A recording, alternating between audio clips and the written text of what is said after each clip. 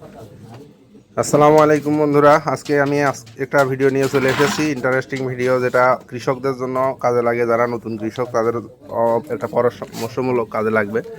দেখতে পাচ্ছেন এখানে আজকে আমার ধানের বয়স 10 দিন। যে 10 দিন বয়সে কী কী সার প্রয়োগ করছি দেখেন। এটা হচ্ছে ইস্টেস্ট কোম্পানির নিড়ানি।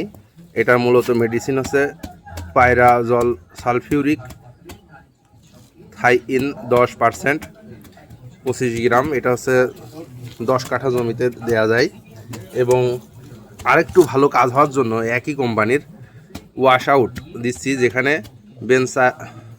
বেনসাল ফিউরান ও মিথাইন 4% প্লাস এসি ক্লোরো 14%, এই 3টে উপাদান বিদ্যমান আছে।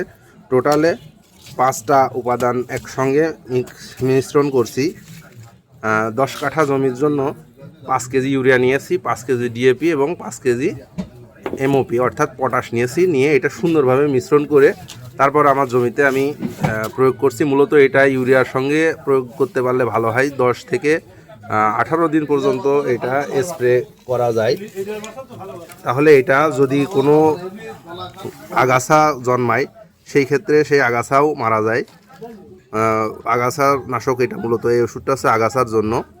এটা প্রত্যেকটা মানুষ যদি এই উপাদানগুলা তাদের ধানের জমিতে পানি থাকা অবস্থায়, অবশ্যই পানি থাকতে হবে, ঘাসগুলা পানির নিচে ডুবে থাকতে হবে, তাহলে সমস্ত ঘাস মারা যায়। এই 3টা মেডিসিন, মোট 5টা উপাদান আছে এই 2টা মেডিসিনের মধ্যে। এই 2টা প্যাকেটের মধ্যে 5টা উপাদান আছে। এই 5টা উপাদানের মাধ্যমে সকল ধরনের ঘাস মরে যাবে।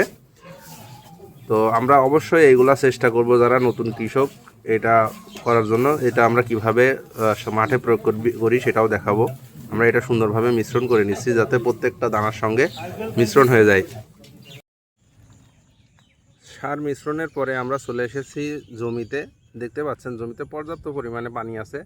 এটা আমি সুরুচি 1 ধান লাগিয়েছি এই জমিতে। এটা হচ্ছে হাইব্রিড জাতের ধান, 120 দিনে ওঠে, একটু আগাম জাত।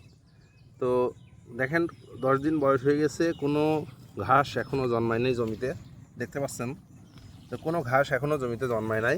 পর্যাপ্ত পরিমাণ পানি আছে সমস্ত জমিতে, 1 থেকে 1.5 ইঞ্চি পরিমাণ পানি। তো এখানে আমরা সুন্দরভাবে সারটা আমার চাচা বুনে দিচ্ছে। তো এভাবে যদি আমরা বুনে দিই আর এই পানিটা 2 দিন যদি জমিতে এভাবে থাকে, তারপরে যদি শুকিয়ে যায়, এই জমিতে কোনো ধরনের ঘাস জন্মাবে না। সকল ধরনের ঘাস এখান থেকে মানে অঙ্কুরিত গমন যেগুলো হবে সেগুলোও মারা যাবে, এবং যেগুলো হয়নি সেগুলো আর জন্মাবে না। তো ধন্যবাদ সবাইকে আমার চ্যানেলটির সঙ্গে থাকার জন্য। আর কৃষি তথ্য পেতে আমার চ্যানেলটিকে ফলো এবং সাবস্ক্রাইব করে দেবেন। আসসালামু আলাইকুম।